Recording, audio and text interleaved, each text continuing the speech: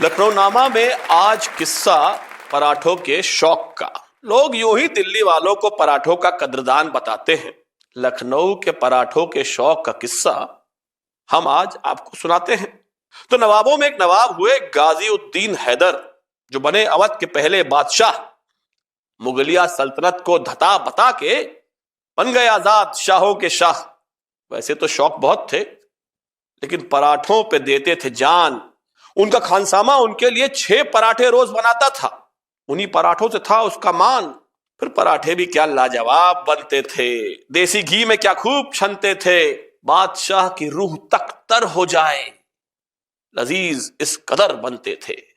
پراٹھے والا خانسامہ ان کا منہ لگا سا ہو گیا، پراٹھوں کی وجہ سے جیسے سگا سا ہو گیا۔ پھر ان کے تھے ایک پردھان منتری، وزیر اعظم موتب الدولہ آغا میر۔ ایک دن غلطی سے انہوں نے لے لیا اڑتا ہوا تیر۔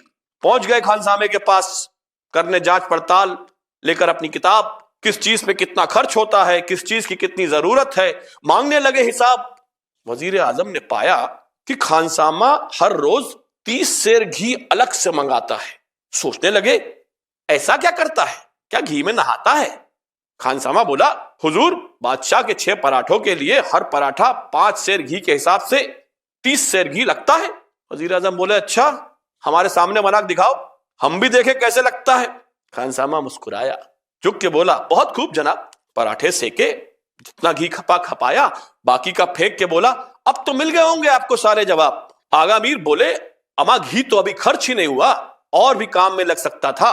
خانسامہ بولا، بادشاہ کے پراٹھوں کے بعد یہ تیل ہو گیا، اب یہ کسی کھانے میں نہیں لگ سکتا تھا۔ وزیر اعظم حیران پریشان، خانسامہ بھولا انجان۔ وزیر اعظم نے حکم دیا، آج سے صرف 5 سیر گھی ملے گا، اتنا کافی ہے۔ خانسامہ پھر مسکرایا، بولا، حضور اتنے میں ہی پکا لوں گا، لیکن یہ میرے پراٹھوں کے ساتھ نا انصافی ہے۔ اگلے دن بادشاہ کے دسترخوان پہ جو پراٹھے آئے ان میں وہ بات نہیں تھی۔ بادشاہ کچھ بولے نہیں، لیکن جب سلسلہ خراب پراٹھوں کا چلنے ہی لگا تو سمجھے کہ کچھ کہیں صحیح ہے نہیں۔ خانسامے کو بلوایا، پوچھا، یہ آج کل پراٹھے کیسے آتے ہیں؟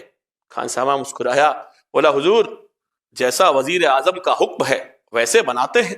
تو موتب الدولہ آغا میر کو طلب کیا گیا، وہ تشریف لائے۔ بادشاہ کے پوچھنے پر سب حال بتلائے، بولے، جناب یہ خام خواہ میں لوٹ کرتا ہے، اصلیت جانیے آپ۔ اتنا سن کر بادشاہ نے ان کو اپنے پاس بلایا اور کس کے دھر کے دیا ایک کنٹا۔ بولے، تم کون سا دودھ کے دھلے ہو، تم کون سا دودھ کے دھلے ہو، ہمیں سب معلوم ہے تم نے ہماری سلطنت میں کتنا لوٹا مارا ہے، ہمارے پراٹھوں پہ ذرا سا گھی لگ جائے یہ نہیں تمہیں گوارا ہے۔ موتب الدولہ آغا میر نے کان پکڑ کے توبہ کی، تب کھلت عطا ہوا۔ بادشاہ کے خانسامے سے ٹکرانے کا حشر تب انہیں پتا ہوا۔ اس کے بعد تا عمر وہ خانسامے سے ٹکرانے سے بچتے رہے، اور بادشاہ کے پراٹھے 30 سیر گھی میں یوں ہی پکتے رہے۔ ایسے ہی قصوں کی وجہ سے مسکرائیے کہ آپ لکھنؤ میں ہیں، اور اگر آپ لکھنؤ میں نہیں ہیں پر لکھنؤ آپ کے دلوں میں ہے تو ہم سے جڑ جائیے۔ کوئی اور قصہ اگر آپ کو معلوم ہے تو ہمیں بھی بتائیے۔